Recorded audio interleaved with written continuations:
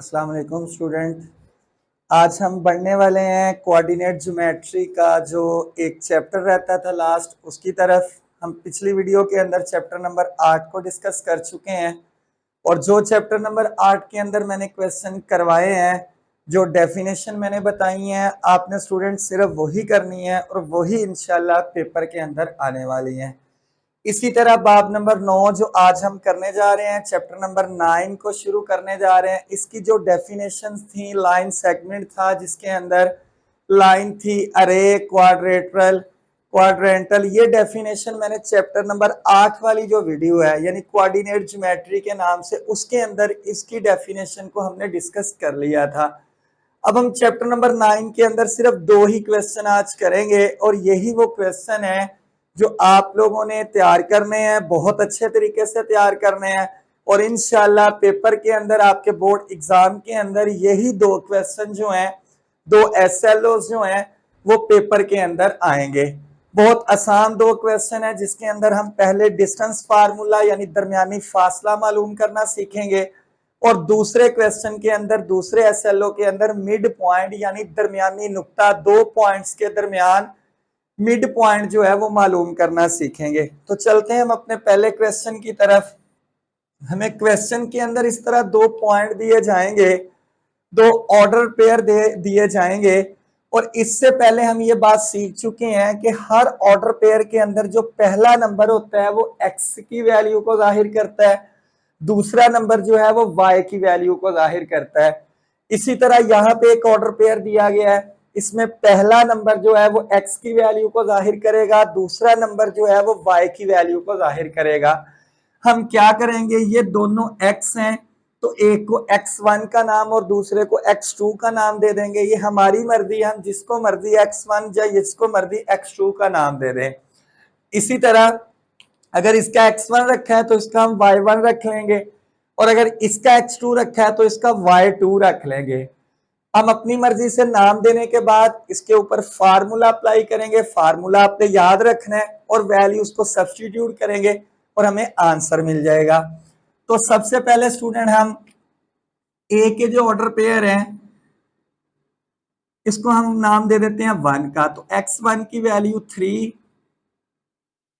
y1 की value जो है वो है -11। अब बी के जो पॉइंट्स हैं उसको हम नाम दे देते हैं x2, इसकी वैल्यू है 3 और y2 की जो वैल्यू है वो है -4। अब हमारी मर्जी, हम इसको x2, इसको y2, इसको x1, इसको x1 भी लिख सकते हैं। अब हम लिखने के बाद फार्मूला लिखेंगे तो जो 2 पॉइंट जिनके दरमियान हमने डिस्टेंस निकालना है तो हम लिखेंगे ए बी, इसके साइड पे ये मॉड की अलामत लगाएंगे जो डिस्टेंस को जाहिर करती है। और याद रखिएगा तालिब इल्म, कभी भी डिस्टेंस जो है वो नेगेटिव नहीं निकलेगा, यानी डिस्टेंस जो है वो हमेशा या तो 0 के इक्वल निकल सकता है या 0 से ग्रेटर। इसके बाद हम फार्मूला यहाँ पे अप्लाई करेंगे, x2 माइनस x1 इसका होल स्क्वायर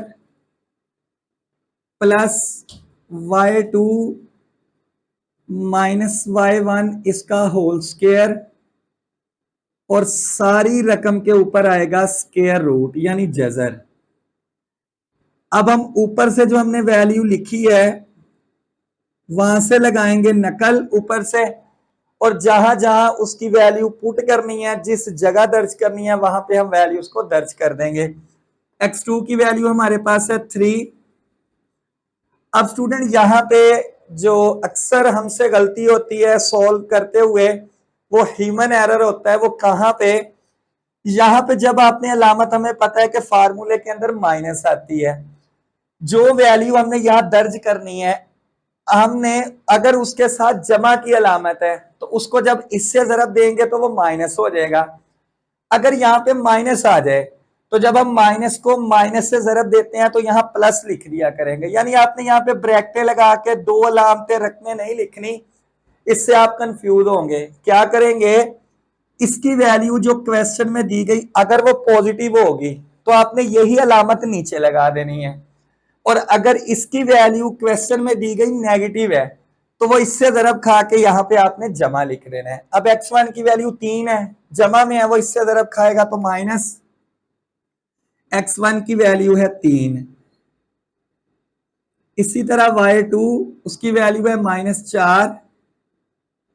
अब यहाँ पे देखें y1 की वैल्यू माइनस है ना, तो जब माइनस ये इस माइनस से ज़रब खाएगा तो इसको प्लस कर देगा और 11, और सारी रकम के ऊपर आ जाएगा जजर। अब 3 में से हम 3 निकालेंगे तो 0, और 0 का स्क्वायर होता है 0। 11 में से निकालेंगे 4 तो 7 आएगा, 7 का स्क्वायर होता है 49। अब 49 में 0 जमा करेंगे तो 49 ही रहेगा, और 49 का जब हम जजर लेंगे तो वो आएगा 7। तो हमने डिस्टेंस निकाल लिया ए बी पॉइंट्स के दरमियान, तो वो हमारे पास निकला है 7। इसके बाद इसी तरह आप कोई भी क्वेश्चन बस याद ये रखना है कि जो आपको 2 पॉइंट दिए जाएं x1 y1 x2 y2 लिखने के बाद ये फार्मूले में वैल्यू सब्स्टिट्यूट करेंगे और आपका आंसर आ जाएगा। एक थोड़ा सा क्वेश्चन टिपिकल है, जजर के साथ है, हम उसको भी इसी तरीके से हल करने की कोशिश करते हैं। जी स्टूडेंट, चलते हैं हम अपने दूसरे जुज की तरफ। तो उसी तरह हमें 2 ऑर्डर पेयर दिए गए हैं, तो हम इसकी वैल्यूज जो है वो लिख लेते हैं। तो उसी तरह मैंने आपको बताया कि हम अपनी मर्जी से अब हम इस तरह करते हैं कि x1 जो है वो इन वैल्यूज को नाम दे देते हैं -4, और y1 जो है वो लिख लेते हैं -3, ताकि स्टूडेंट आप परेशान ना हो। हमने रट्टा नहीं लगाना, हम किसी भी ऑर्डर पेयर की वैल्यू को नाम चेंज करके लिख सकते हैं। अब ए वाले को हम x2 के नाम दे देते हैं, -4 है, और जो y2 है वो है जजर में 2। अब फार्मूला हमने लिख लिया। अब उसी तरह हम इसकी वैल्यू जो है वो सब्स्टिट्यूट कर देंगे। तो ए बी का डिस्टेंस हमने मालूम करना है, फासला मालूम करना है। x2 हमारे पास है -4, x1 भी -4 है, जब ये माइनस से ज़रब खाएगा तो प्लस का 4 हो जाएगा। y2 की कीमत है जजर में 2, और y1 माइनस जब ये इससे ज़रब खाएगा तो ये प्लस का हो जाएगा 3। इसके ऊपर है स्क्वायर, और सारी रकम के ऊपर है जजर। अब 4 में से 4 निकालेंगे तो 0, 0 का स्क्वायर भी 0 होता है। क्योंकि ये 2 मुख्तलिफ टर्म है, ये जमा नहीं हो सकती, तो इसको हम वैसे ही लिख लेते हैं। अब इसके ऊपर हम जजर डाल देंगे। अब 0 में जब इसको जमा करेंगे स्क्वायर तो उसमें कोई फर्क नहीं पड़ेगा, तो ये जजर में 2 जमा आ जाएगा 3, इसके ऊपर है स्क्वायर और इस रकम के ऊपर है जजर। तो जजर स्क्वायर को काट देगा तो हमारे पास आंसर आ जाएगा जजर में 2 जमा 3। तो ये हमारा जो है वो डिस्टेंस निकल आया। इसके बाद चलते हैं हम अपने अगले टॉपिक की तरफ, अगले एसएलओ की तरफ, जिसके अंदर हमने 2 ऑर्डर पेयर के दरमियान, 2 नकात के दरमियान दरमियानी नुक्ता मालूम करना है। Find the mid point between following pairs. तो उसके अंदर भी हमने बेसिकली हमने अपना फार्मूला याद रखना है। उसी तरह x1 x2 y1 y2 लिखने के बाद जस्ट फार्मूले में अपनी वैल्यूज पुट करेंगे और हमें आंसर मिल जाएगा। जी स्टूडेंट, अब चलते हैं अगले एसएलओ की तरफ, और इस चैप्टर का ये आखिरी एसएलओ, और आपने यही 2 क्वेश्चन बस सॉल्व करने हैं। इसके अलावा बाकी जो भी चैप्टर के अंदर है आप उसको छोड़ दीजिएगा, आपका ये जो चैप्टर है वो मुकम्मल तैयार हो जाएगा। तो पहला क्वेश्चन है, सेम उसी तरह 2 ऑर्डर पेयर हमें दिए गए हैं, हमने इनका मिड पॉइंट निकालना है। तो यहाँ पे जो तालिब इल्म आप गलती करते हो उसको जरा देख लें। जिसका हमने डिस्टेंस निकालना है तो हम यहाँ लिखेंगे ए बी का दरमियानी नुक्ता, यानी mid point of A B. लिखने के बाद आपने यहां इक्वल की अलामत डाल के यहां पे एम लिखना है। अब आपने एम के बाद इक्वल की अलामत, इक्वल की साइन नहीं इस्तेमाल करनी। अगर आपने एम लिखने के बाद बराबरी की अलामत इस्तेमाल की तो आपका सवाल ये गलत हो जाएगा, क्योंकि हमेशा मिड पॉइंट एक ऑर्डर पेयर होता है, एक मुतरतब जोड़ा होता है। तो यहाँ पे हमने लिख दिया कि हम ए बी का दरमियानी नुक्ता मिड पॉइंट मालूम करने जा रहे हैं। इक्वल एम जाहिर करता है मिड पॉइंट ऑफ किसका, जो पॉइंट है। तो अब उनका फार्मूला पहले x1 plus x2 over 2 comma y1 plus y2 over में 2, और ये आप ऑर्डर पेयर की ब्रैकेट बंद कर देंगे। अब उसी तरह m यहां पे लिखना है लाजमी, x1 x2 y1 y2, x1 हमारे पास है 2, अब x1 की जगह 2 आ गया, x2 की जगह 3, चूंकि ये प्लस है, प्लस प्लस से दरब खाएगा तो प्लस ही आ जाएगा।